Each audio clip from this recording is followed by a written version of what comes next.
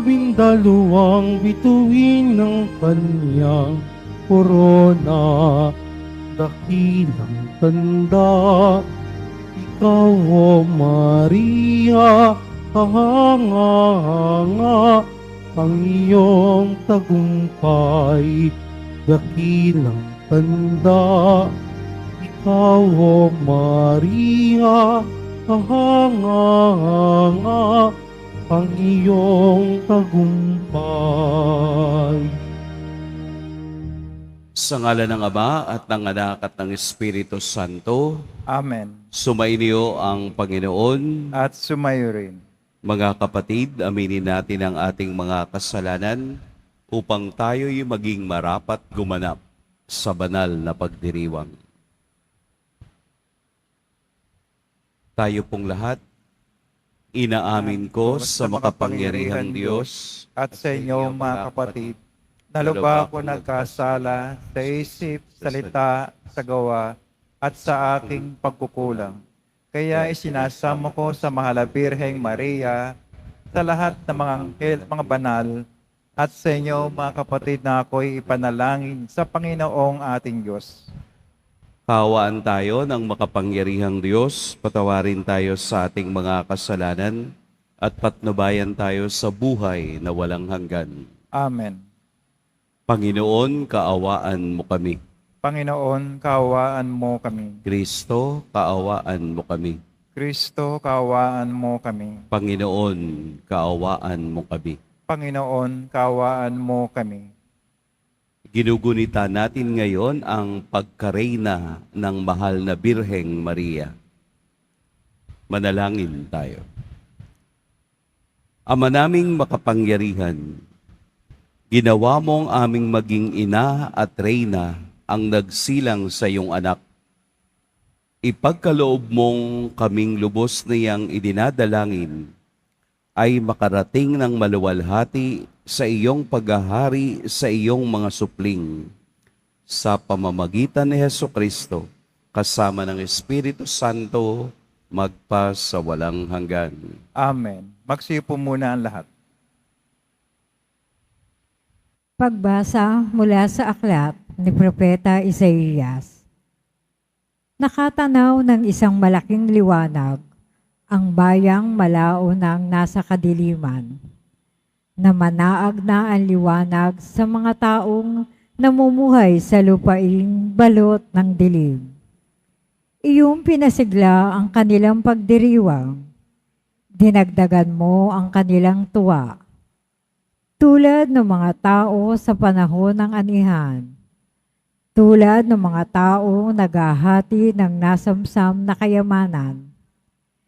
Nilupig mo ang bansang umalipin sa iyong bayan tulad ng pagkalupig sa hukbo ng Madyan.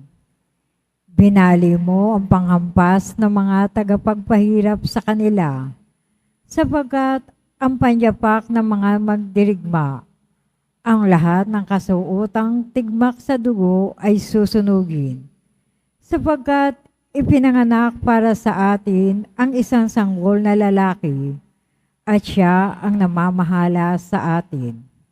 Siya ang kahangahangang tagapayo, ang makapangyarihang Diyos, walang hanggang Ama, ang prinsipe ng kapayapaan. Malawak na kapangyarihan at walang hanggang kapayapaan ang ipagkakaloob sa trono ni David at sa kanyang paghahari, upang matatag ito at papanatilihin sa katarungan at katuwiran, ngayon at magpakailanman. Isasagawa ito ng makapangyarihang Panginoon. Ang salita ng Diyos. Salamat sa Diyos. Ngalan ng Diyos ay idangal, ngayon at magpakailanman.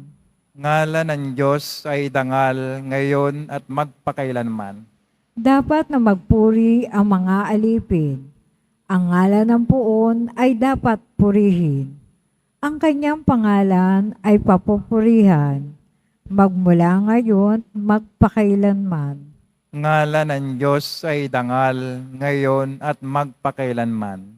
Buhat sa silangan hanggan, ang ngalan ng poon, pupurihing tunay. Siya'y nagahari sa lahat ng bansa, lampas pa sa langit ang pagkadakila. Ngalan ng Diyos ay dangal ngayon at magpakailanman.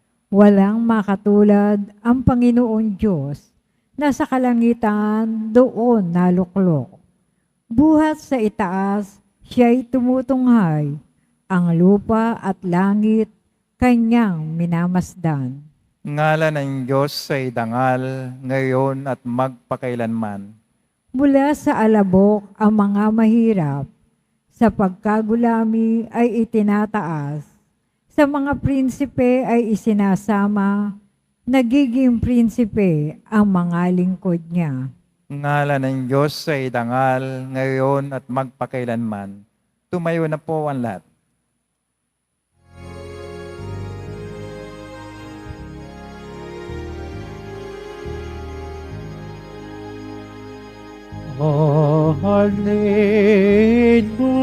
Hallelujah, Hallelujah, Hallelujah, Hallelujah.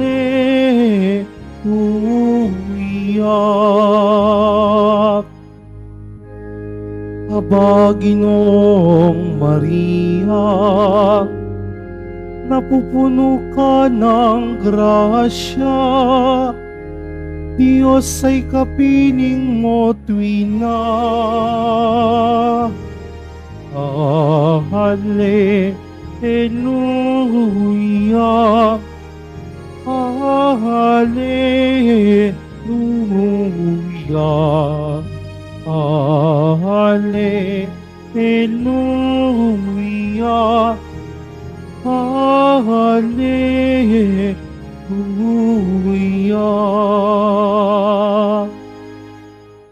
Sumainyo ang Panginoon. At sumayo rin. Ang mabuting balita ng Panginoon ayon kay San Lucas. Papuri sa iyo, Panginoon. Nang ika-6 na buwan na ng pagdadalang tao ni Elizabeth, ang Anghel Gabriel ay sinugo ng Diyos sa Nazaret, Galilea, sa isang dalaga na ang pangalay Maria. Siya'y nakatakdang ikasal kay Jose, isang lalaki buhat sa lipi ni Haring David. Paglapit ng anghel sa kinaroroonan ng dalaga, binati niya ito, "Matuwa ka, ikaw ay kalugod-lugod sa Diyos," wika niya. "Sumasa iyo ang Panginoon." Nagulumihanan si Maria sa gayong pangungusap, at inisip niyang mabuti kung ano ang kahulugan niyon. Kaya't sinabi sa kaniya ng anghel, "Huwag kang matakot, Maria, sapagkat kinalulugdan ka ng Diyos. Makinig ka, ikaw ay maglilihi at manganganak ng isang lalaki, at siya'y tatawagin mong Jesus. Magiging dakila siya at tatawaging anak ng kataas-taasan. Ibibigay sa kanya ng Panginoong Diyos ang trono ng kaniyang amang si David. Maghahari siya sa angkan ni Jacob magpakailanman, at ang kaniyang paghahari ay walang hanggan." "Paanong mangyayari ito gayong ako'y dalaga?" tanong ni Maria. Sumagot ang anghel, "Bababa sa iyo ang Espiritu Santo at lililiman ka ng kapangyarihan ng kataas-taasan. Kaya't banal ang ipanganganak mo at tatawaging anak ng Diyos. Natatandaan mo ang iyong kamag-anak na si Elizabeth? Alam ng lahat na siya'y baog, ngunit naglihi siya sa kabila ng kaniyang katandaan. At ngayoy ika-6 na buwan na ng kaniyang pagdadalang tao, sapagkat walang hindi mapangyayari ang Diyos." Sumagot si Maria, "Ako'y alipin ng Panginoon. Mangyari sa akin ang iyong sinabi." at nilisan siya ng anghel.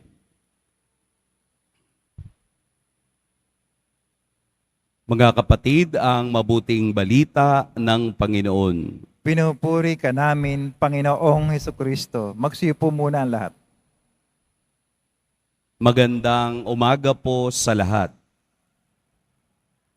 Ngayon ang ikawalong araw o oktaba o octave na tinatawag, simula nung ipinagdiwang natin ang pag-aakyat kay Maria sa langit o yung Assumption. Ang oktaba o ikawalong araw ay ang prolongation o pagpapahaba pa ng selebrasyon ng isang katulad ng Assumption. Ngayong araw, ating ipinagdiriwang ang pagiging reyna ni Maria ng langit at lupa. Paano siya naging reyna? Sapagkat ang kaniyang ipinanganak ay hari ng sanlibutan. At ang hari ng sanlibutan ay may kakayahang ibigay kung ano ang nararapat sa taong loyal sa kaniya.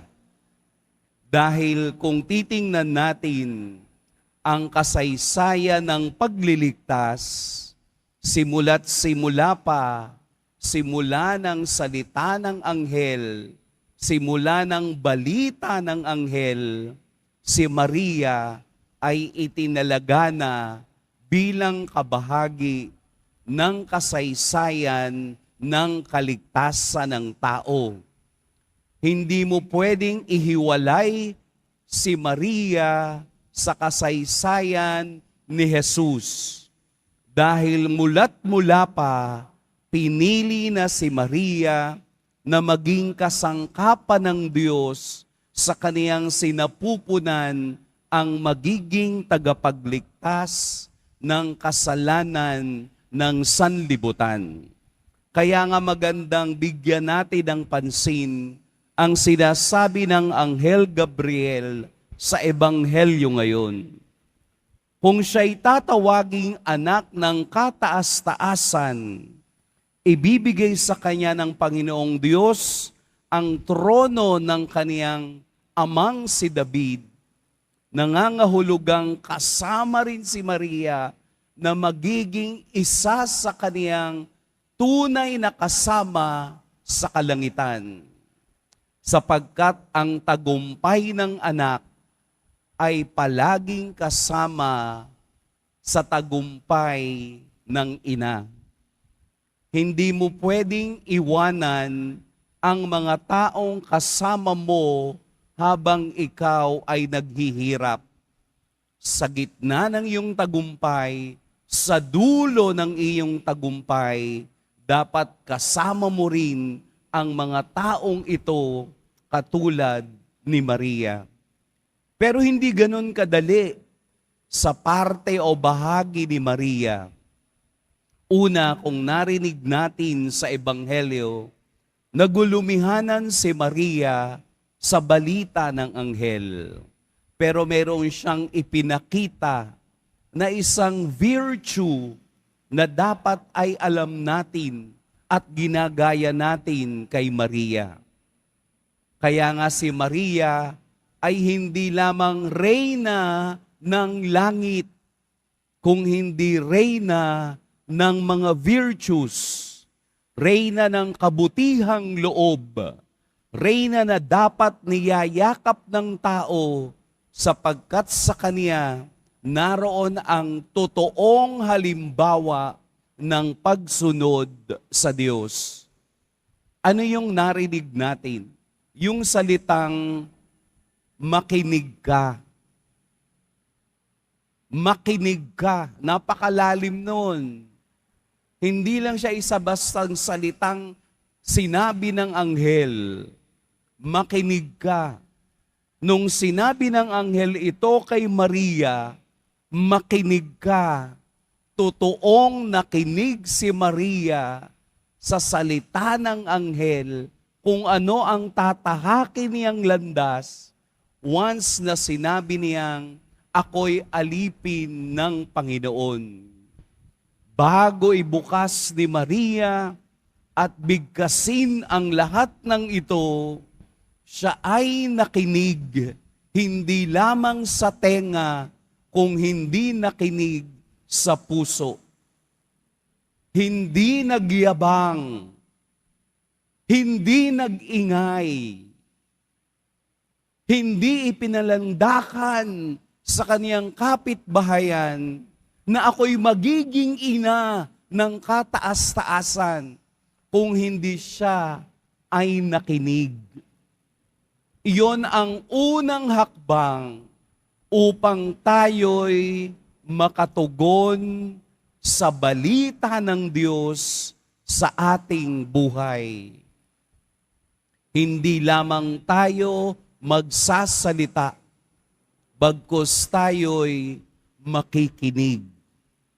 Ang unang hakbang sa tagumpay ay makinig. Huwag nating pangungunahan ang Diyos. Huwag tayong paladesisyon sa buhay ng iba, sapagkat ang taong hindi nakikinig ay mayayabang. Ang taong hindi marunong sumunod at makinig ay mga palalo sa buhay. Alam ko na yan. Alam ko na yan. Alam ko na yan. Pwede mong malaman ang lahat, pero hindi nangangahulugang alam mo ang lahat, ligtas ka na. Kulang. Kaya nga si Maria bilang ating ina, ang tunay na halimbawa ng pakikinig sa salita ng Diyos. Nakinig mula umpisa hanggang sa katapusan na kasama ng mga alagad na naghihintay ng inspirasyon ng Espiritu Santo. Si Maria ay halimbawa ng taong naglalakbay at sa kaniyang paglalakbay, nakinig 100% sa presensya ng Diyos. Kaya nga siya ay nilukuban ng banal na Espiritu. Yung paglukob po ay katulad din ng paglukob ng Espiritu Santo nang lalangin ang mundo doon sa libro ng Henesis. At kapag nilulukuban ng Diyos, nagkakaroon ng buhay ang sinumang nilulukuban nito.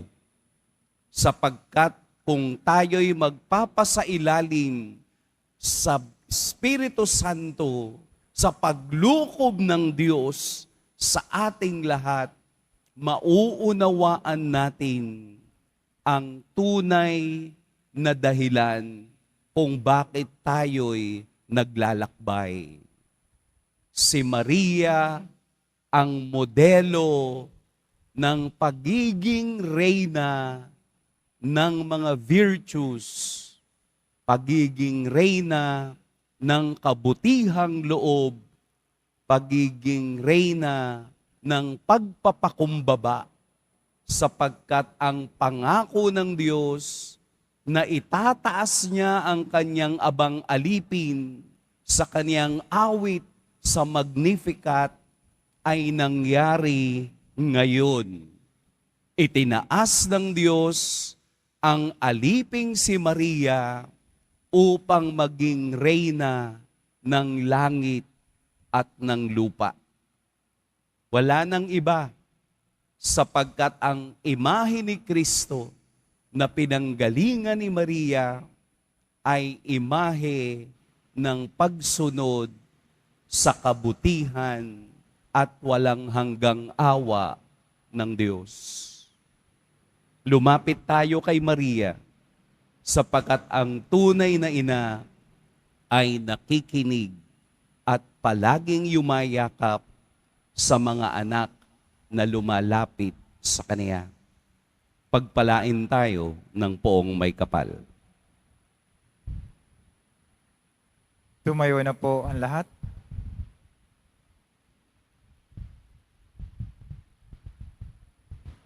Mga minamahal kong mga kapatid, manalangin tayo sa Diyos na ating Ama na gumawa ng mga dakilang bagay kay Maria at naghatid sa Kaniya sa maluwalhating trono sa langit.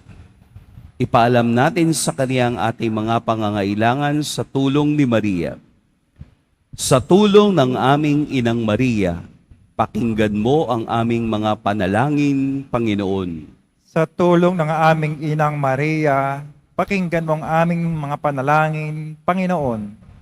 Tulad ni Maria, naway magpatotoo ang simbahan sa mapagligtas na pag-ibig ni Kristo. Manalangin tayo. Sa tulong ng aming Inang Maria, pakinggan mo ang aming mga panalangin, Panginoon. Ang mga pamahalaan, naway makinig sa tinig ng Diyos sa simbahan na nananawagang sugpuin ang hindi pantay-pantay na paglago ng pangkabuhayan na siyang namamayani sa pagitan ng mga tao at mga bansa. Manalangin tayo. Sa tulong ng aming Inang Maria, pakinggan mo ang aming mga panalangin, Panginoon. Tulad ni Maria, naway maging matatag tayo sa pananalangin at sa pagnanais na matupad ang plano ng Diyos para sa ating kaligtasan. Manalangin tayo. Sa tulong ng aming Inang Maria, pakinggan mo ang aming mga panalangin, Panginoon. Ang mga dukha at may sakit, naway makatanggap mula sa bayan ng Diyos ng tulong at pagtataguyod na kailangan nila. Manalangin tayo. Sa tulong ng aming Inang Maria, pakinggan mo ang aming mga panalangin, Panginoon. Ang mga namatay kasama si Kristo, naway muling buhayin kasama niya sa isang bago at ganap na buhay. Manalangin tayo. Sa tulong ng aming Inang Maria, pakinggan mo ang aming mga panalangin, Panginoon.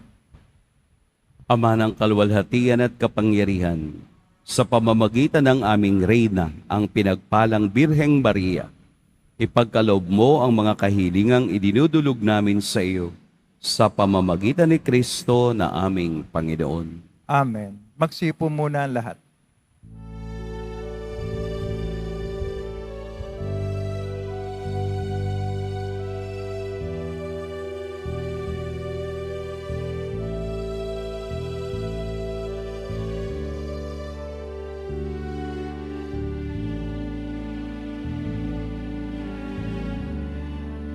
Aming alay sa'yo, Panginoon. Ang tinapay at alak na iyong kaloob upang gumitain ang iyong buhay na inialay nang tayo'y magdiwang bilang isang sambayanan.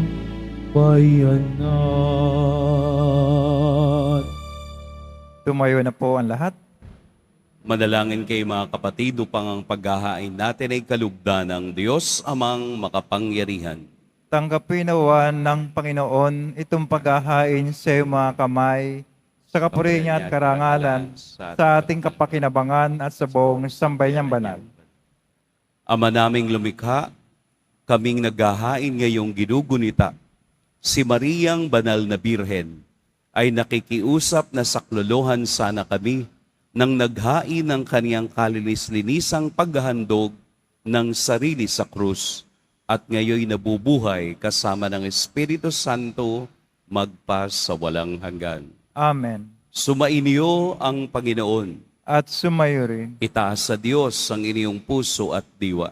Tinaas na namin sa Panginoon. Pasalamatan natin ang Panginoong ating Diyos. Marapat na siya ay pasalamatan. Ama naming makapangyarihan, Tunay ngang marapat na ikaw ay aming pasalamatan. Bukod mong pinagpalang maging ina ni Hesukristo, ang mahal na birheng nagpupuri at nagagalak sa iyo. Ikaw ang gumawa ng tanang dakilang bagay.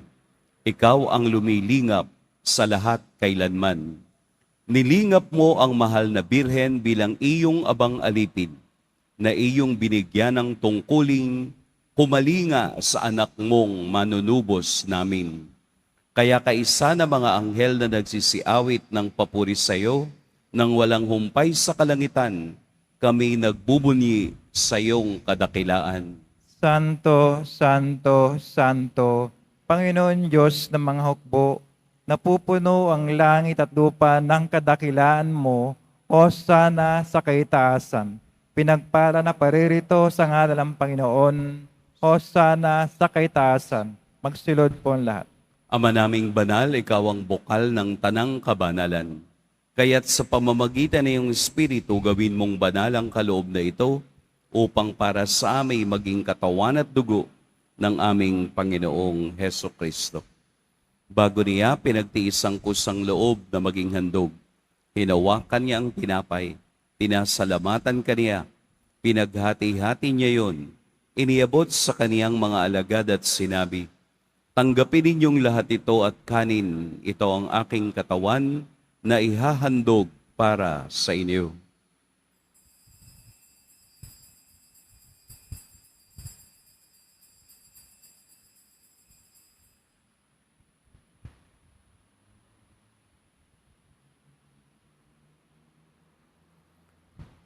Gayun din naman noong matapos ang hapunan, hinawakan niya ang kalis, muli kaniyang pinasalamatan, inabot niya ang kalis sa kaniyang mga alagad at sinabi, "Tanggapin ninyong lahat ito at inumin, ito ang kalis ng aking dugo. Nang bago at walang hanggang tipan, ang aking dugo na ibubuhos para sa inyo at para sa lahat, sa ikapagpapatawad ng mga kasalanan. Gawin ninyo ito sa pag-alala sa akin."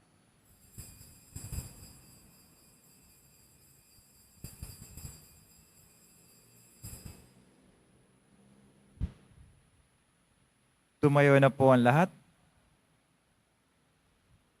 Ipagbunyi natin ang misteryo ng pananampalataya. Kristo'y namatay, si Kristo'y nabuhay, Kristo'y babalik sa wakas ng panahon.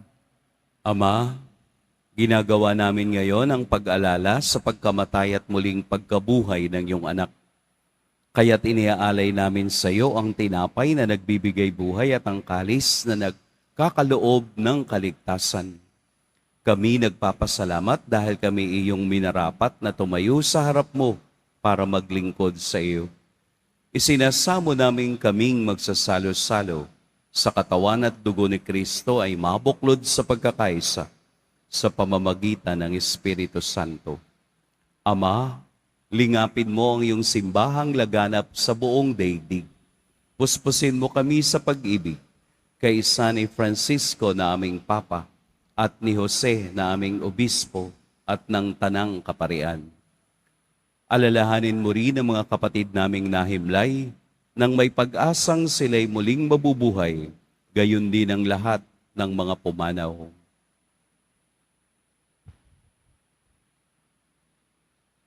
Kaawaan mo sila at patuloyin sa iyong kaliwanagan. Kaawaan mo at pagindapating kaming lahat na makasalo sa iyong buhay na walang wakas. Kaisa ng mahal na Birheng Maria na ina ng Diyos, ng kabiyak ng puso niyang si San Jose, kaisa ng mga apostol ni San Juan Bautista, at ng lahat ng mga banal na namuhay dito sa daigdig ng kalugod-lugod sa iyo, maipagdiwang nawa namin ang pagpupuri sa ikararangal mo sa pamamagitan ng iyong anak na aming Panginoong Hesukristo. Sa pamamagitan ni Kristo, kasama niya at sa Kaniya, ang lahat ng parangal at papuri sa iyo, Diyos, Amang makapangyarihan, kasama ng Espiritu Santo, magpa sa walang hanggan. Amen. Sa tagubilin ng nakagagaling na utos at sa turo ni Jesus na Panginoon natin at Diyos, ipahayag natin ng lakas loob. Ama namin, Sumasalangit ka, sambahin ang ngalan mo. Mapasa amin ang kaharian mo, sundin ang loob mo dito sa lupa para nang sa langit. Bigyan mo kami ngayon ng aming kakanin sa araw-araw at patawarin mo kami sa aming mga sala para nang pagkapatawad namin sa nagkakasala sa amin. At huwag mo kami pahintulot sa tukso at yadya mo kami sa lahat ng masama. hinihiling namin kami iadya sa lahat ng masama. Pagkalooban ng kapayapaan araw-araw, iligtas sa kasalanan at ilayo sa lahat ng kapahamakan. Samantalang aming pinananabikan ang dakilang araw ng pagpapahayag ng tagapagligtas naming si Hesukristo. Sapagkat iyo ang kaharian at ang kapangyarihan at ang kapurihan magpakailanman. Amen. Panginoong Hesukristo, sinabi mo sa iyong mga apostol, kapayapaan ang iniiwan ko sa inyo, ang aking kapayapaan ang ibinibigay ko sa inyo. Tunghayan mo ang aming pananampalataya at wag ang aming pagkakasala. Pagkalooban mo kami ng kapayapaan at pagkakaisa ayon sa iyong kalooban, kasama ng Espiritu Santo, magpa sa walang hanggan. Amen. Ang kapayapaan ng Panginoon naway laging sumainiyong lahat. At sumayo rin. Magbigayan kayo ng kapayapaan sa isa't isa. Kordero ng Diyos na nagalis ng mga kasalanan ng sanlibutan, maawa ka sa amin. Kordero ng Diyos na nagalis ng mga kasalanan ng sanlibutan, maawa ka sa amin. Kordero ng Diyos na nagalis ng mga kasalanan ng sanlibutan, ipagkaloob sa amin ang kapayapaan. Magsilod po ang lahat. Ito ang kordero ng Diyos, ito ang nag-aalis sa mga kasalanan ng sanlibutan. Mapalad ang mga inaanyayahan sa kaniyang piging. Panginoon, hindi ako karapat-dapat na magpatuloy sa iyo. Ngunit sa isang salita mo lamang ay gagaling na ako. May the body and blood of Christ be peace.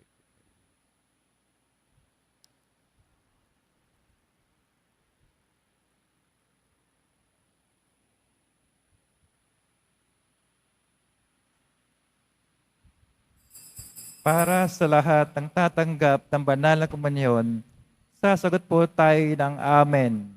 Pagkasabi ng pare o lay minister ng katawan ng Kristo at isubog at sa bibig bago umalis sa harapan ng pare o lay minister. Sumunod po tayo.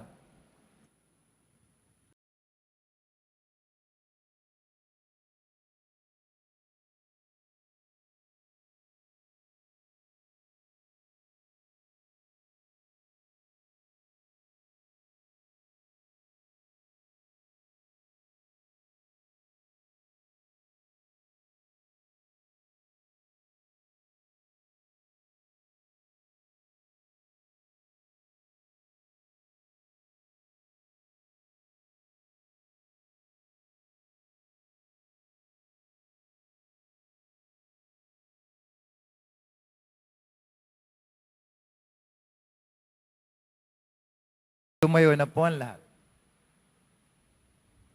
Manalangin tayo.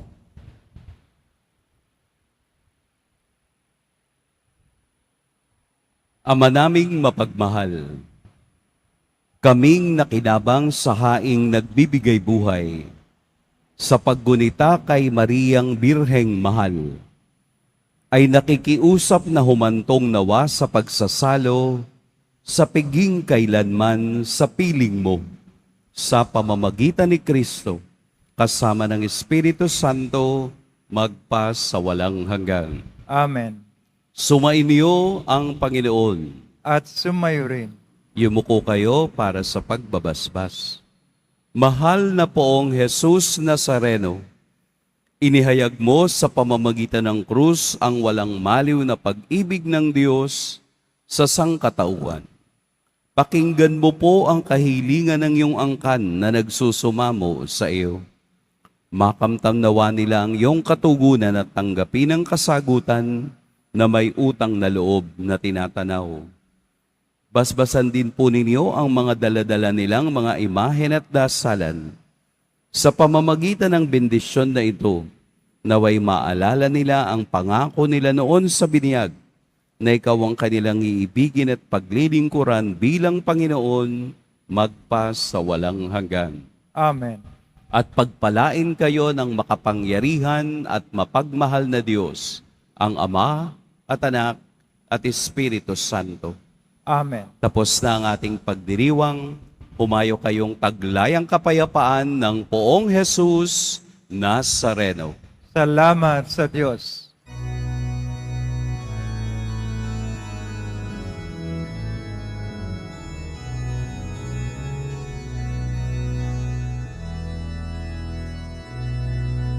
Banal na ina, Birheng sakdal ganda, Reyna ng langit at lupa, ipanalangin mo kami. Ang puso ko'y nagpupuri sa Panginoon, at ang aking espiritu'y nagagalak sa Diyos na aking tagapagligtas, sapagkat niningap niya akong kanyang abang alipin. Banal na ina, Birheng sakdal ganda, Reyna ng langit at lupa, ipanalangin mo kami.